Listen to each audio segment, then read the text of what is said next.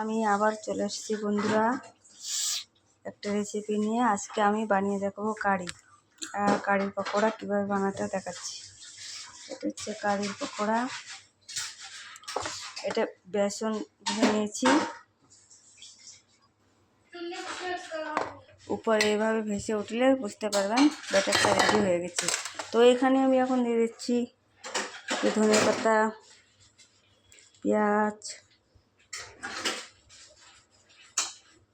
জোয়ান, অল্প একটু নমক, লবণ আর দিয়ে দিচ্ছি চাট মশলা।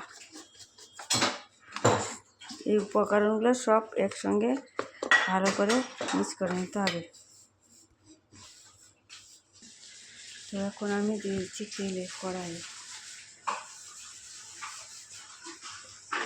ছোট্ট ছোট্ট করে দিতে হবে।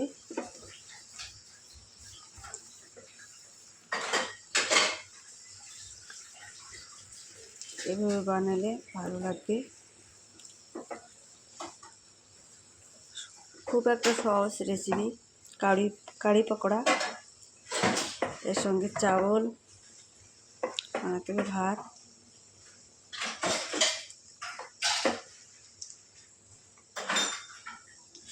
এখানে আমি কারি অলরেডি করে নিয়েছি, জাল দিয়ে নিয়েছি, এটা হয়ে গেছে। এখন আমি এর মধ্যে সব লাগাবো। কারি আমার হয়ে গেছে। এখন দিচ্ছি কাস্তুরি মেথি,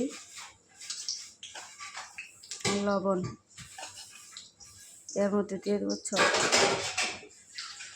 ছক কীভাবে দিচ্ছি ওটা দেখাতে হবে, আমার সঙ্গে থেকো।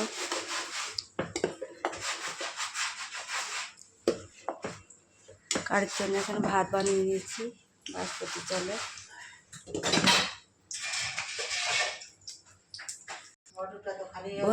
বন্ধুরা আমি এখন এই পাকোড়া ঢেলে দিলাম।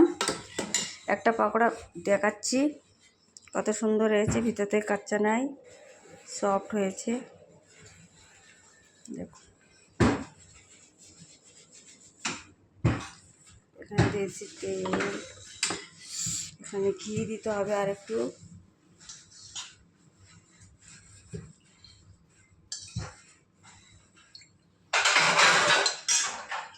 তারপরে দিয়ে দিতে হবে হিং,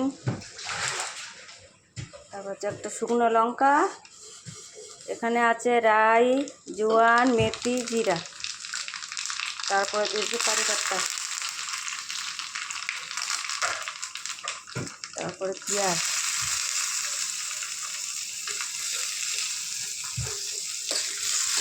এগুলো কারির সবজিটা খুব টেস্টি বানায়, খাওয়ার সঙ্গে খুব ভালো লাগে। তারপরে দিয়েছি আদা রসুন দিয়ে তারপরে এটা লাল হয়ে যাবে। বাস আমার তড়কা রেডি।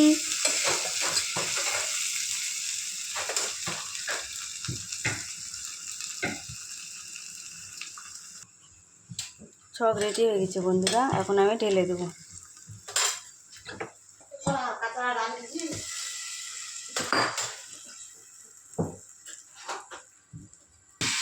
হয়ে গেছে বন্ধুরা, আমি সব রেডি করে দিয়েছিলাম, দিয়ে দিলাম।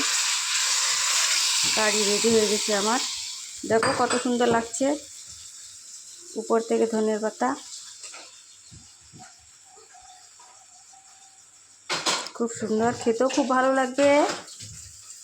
এভাবে বাড়িতে বানাবেন, অল্প কিছু উপকরণ দিয়ে হয়ে যাবে, দই, বেসন, বাস।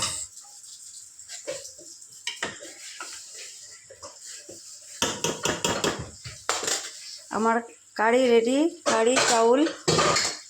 বন্ধুরা ভিডিওটা ভালো লাগলে লাইক, কমেন্ট, শেয়ার করে দিও। বাই।